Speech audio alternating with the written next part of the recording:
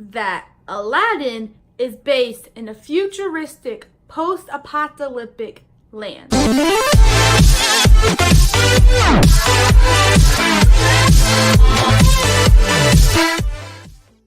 Hello, Short Game. Welcome back to another video where I talk nonsense. And for some reason, some people listen. I don't know. And if you're new here, I'm so sorry. But you're stuck with me for the next couple minutes or so. Today is something different that we've never done. We are going to react to the new Aladdin trailer. And I'm kind of nervous. I'm kind of excited because, like, Aladdin was a good movie. I hope it's a really good tribute to Robin Williams.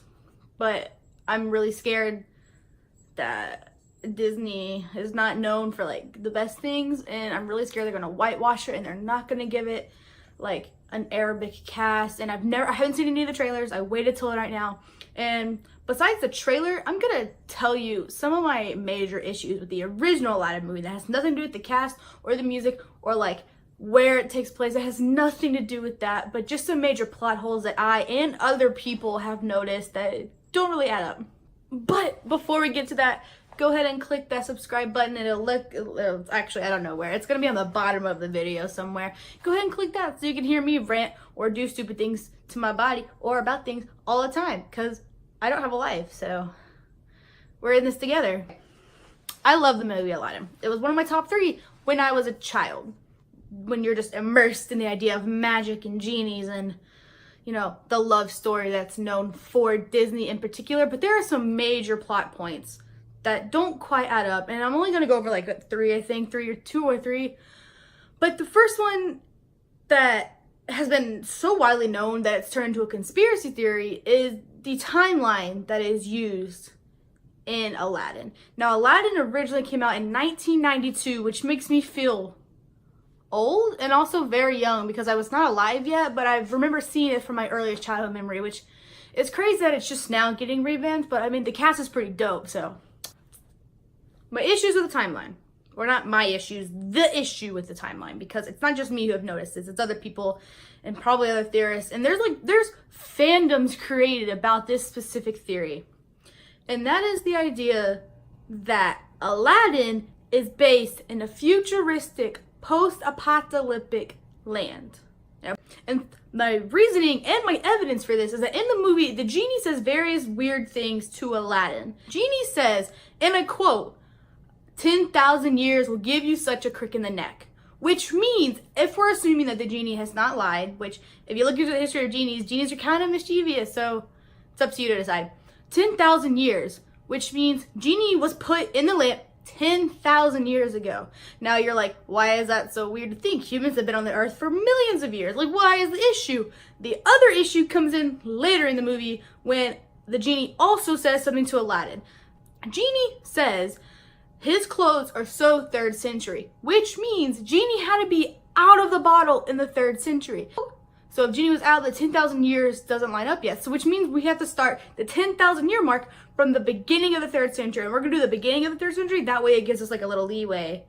But ultimately it doesn't matter. Because if you take 10,000 years from the year 201, we were supposed to be in the year 10,201. Which we are not. That is roughly about 8,000 years away. That leads everyone to believe, if the genie is not lying, that means that Aladdin, when he finds the lamp and the genie comes out, that means they're in the year of roughly 10,000 something, which means the land, instead of become futuristic, has to become post-apocalyptic, because every future thing that we've seen is, you know, big buildings and robots everywhere and, you know, lasers and space travel, and none of that happens in Aladdin. It's somehow through the years of, I guess, nuclear war or like the apocalypse, something has happened to where we have taken a couple centuries back. My second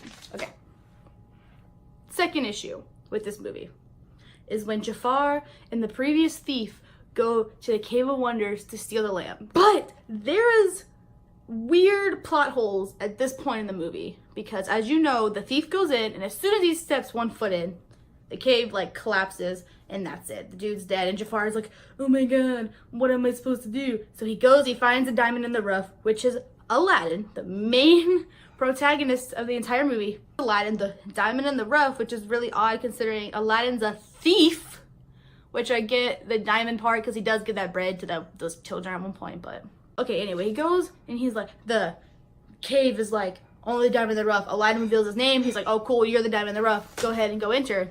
A weird thing that I have noticed, and other people have noticed, that the diamond in the rough only pertains to humans. Because as we can clearly see, Abu goes with Aladdin into the Cave of Wonders. Now, if that's the case, why doesn't Jafar just send his annoying AF parrot to go get it? It would just speed up the whole process. He wouldn't have to trust a thief to steal something for him. Why would you assume that the thief's gonna give you back? If we didn't know the story of Aladdin saying he was like diamond in the rough, if he was just a thief, why would he entrust him in the first place to go get the thing that he wants? So the Cave of Wonders there already sparked my like also, before Aladdin goes into the Cave of Wonders, he says, only touch the lamp. And Aladdin and Abu both touched something else besides the lamp and nothing happened. And I have picture proof of it right here. I found it. I even circled red around it. So you could see it.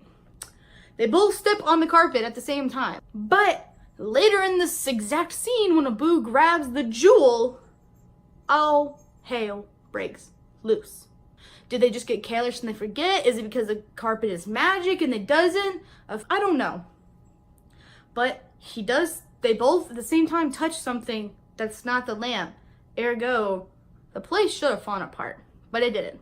My main couple plot hole issues with Aladdin, but other than that, I love the movie. I am a huge fan of Aladdin. Now, we get to watch the new trailer and see what we think about, and hopefully it's not bad because I really like this movie besides the other plot holes that I already told you about.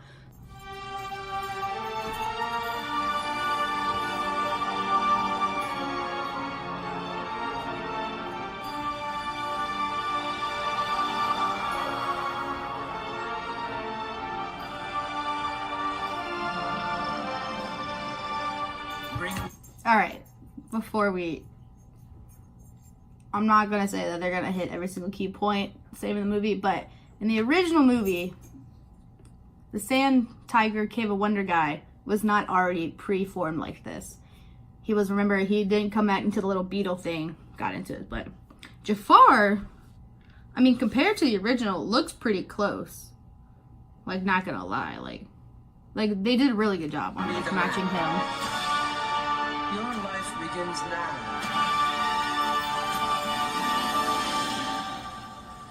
Aladdin.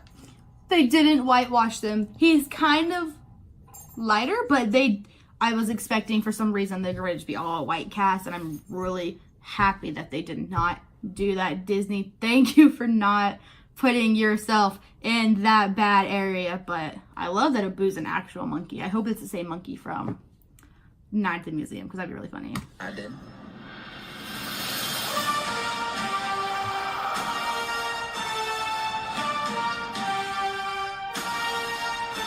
Oh my gosh. Wait. I just want to go back to her. She's beautiful. That I love. I'm confused why her dress is blue and not, or pink and not blue. But Raja in the back, love it. But she's really pretty. I'm really glad they stuck with the cast that would do the movie justice. It is really, I'm really.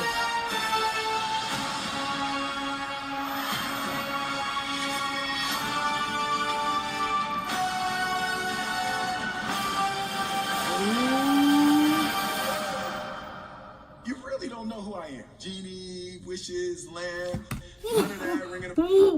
What? Wait.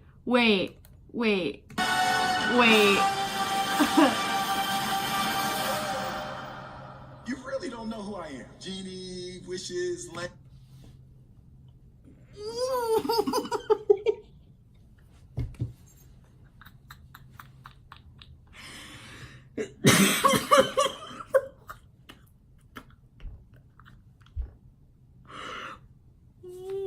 I thought they were gonna CGI the genie and just have Will Smith voice him. That's Will Smith.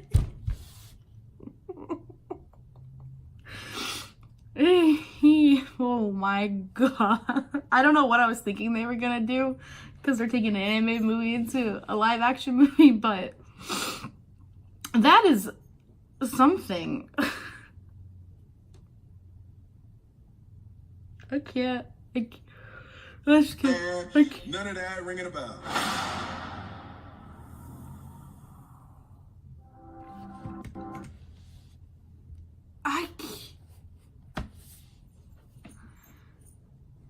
I'm speechless. Wow. That was a lot. Overall, I really loved it. It looks really good. Like, the characters are not whitewashed, which I'm so thankful for. The cast looks really good, but wow, that genie. I can't. Let's just put a picture of him up.